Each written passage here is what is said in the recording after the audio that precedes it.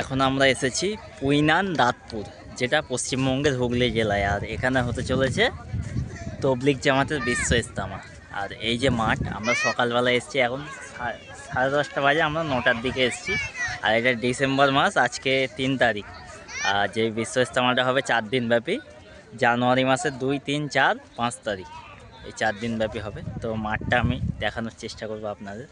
তো মাঠটা পুরো দেখানোর আগে আমি জাস্ট একটা ছোটোখাটো বিষয় বলতে চাই, যে আমাদের বাড়ি হচ্ছে মহেশতলা, দক্ষিণ 24 পরগনা জেলার। আর ওখানকার ম্যাক্সিমাম মানুষ রেডিমেড গার্মেন্টসের এই যে শার্ট জামা প্যান্টের কাজের সাথে যুক্ত, মহেশতলা মেটেরিয়ালস এইসব অঞ্চলে। আর আজকে যেহেতু বুধবারটাও এই গার্মেন্টসের কাজে একটু ছুটির দিন হিসাবে ধরা হয়, ওই জন্য ম্যাক্সিমাম মানুষ, প্রায় 70 থেকে 80% মানুষ আজকের দিনকে আমি আমাদের ওইদিকে দেখা পাচ্ছি। মানে যেই লোককেই দেখা পাচ্ছি সেই দেখা পাচ্ছি সব চেনা জানা লোক। আর অনেক গাড়িও দেখছি, বাস ফাস সব মেডিয়াবুলুজের, ফটকের, তারপর ওদিকে আরও কীসব এলাকা আছে ফটকে, ওই সব দিকের গাড়ি। তো যাই হোক, এবারে আমি মাঠটাকে দেখানোর চেষ্টা করব।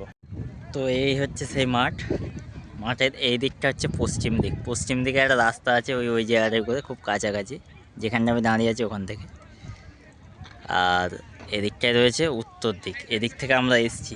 এদিক থেকে প্রায় 10-15 মিনিট মতো হেঁটে তবে আমরা এই জায়গায় এসেছি। সেই দূরে রাস্তা, অনেকটা হেঁটে হেঁটে এসেছি। আর এই পুরো মাঠটা জুড়ে হতে চলেছে ইজতেমার আয়োজন।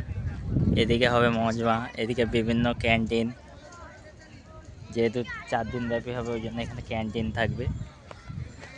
আর এদিকে অনেকটা লম্বা রাস্তা, এদিকে ইজতেমার মজমা শেষ হওয়ার পরেও এই পূর্ব দিকে জলার শেষ দেখা যাচ্ছে না।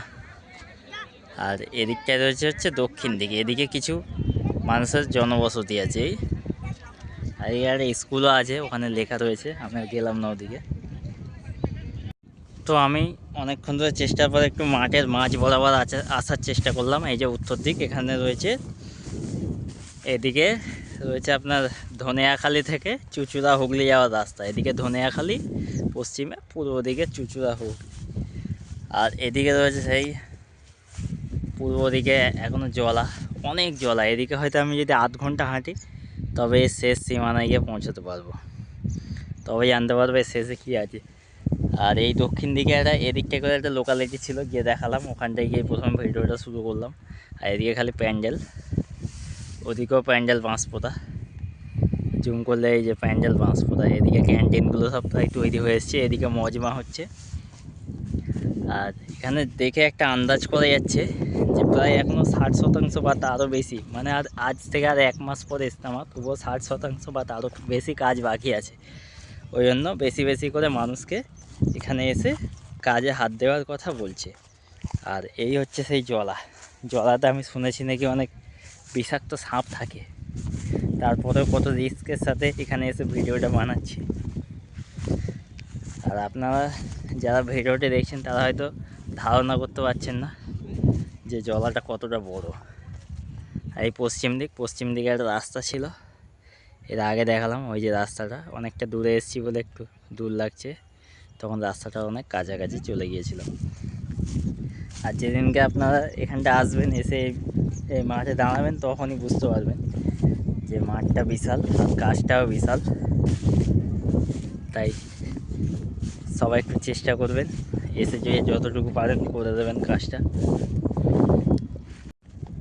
তো এরপরে আমি দেখাবো আমরা কোন গাড়ি করে এসেছি, ওখানটা দেখিয়ে এই ভিডিওটাকে আর বেশি বড় করব না, শেষ করে দেওয়ার চেষ্টা করব।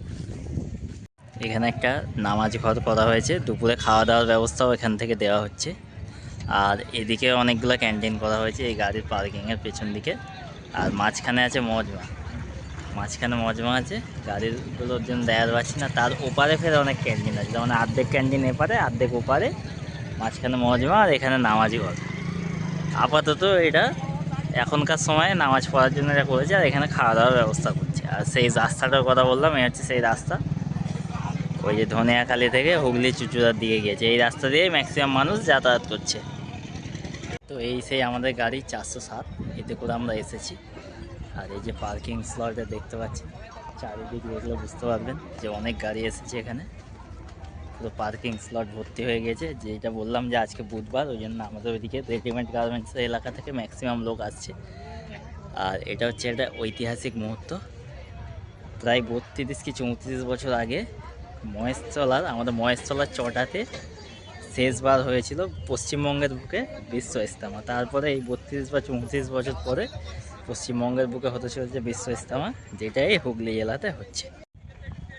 তো এই ভিডিওর মাধ্যমে যতটুকু তুলে ধরা সম্ভব আমি ততটুকু আপনাদের সামনে তুলে ধরার চেষ্টা করলাম। এবার যদি পুরোটাই যদি কেউ দেখানোর চেষ্টা করে তাহলে তাকে ঘন্টাখানেকের ভিডিও করতে হবে, অত লম্বা ভিডিও করে লাভ নেই। আর আমার ভিডিওটা আমি এখানেই শেষ করছি। ভালো থাকবেন, চ্যানেলটিকে সাবস্ক্রাইব করবেন এবং বেশি বেশি করে লাইক কমেন্ট শেয়ার করে দেবেন।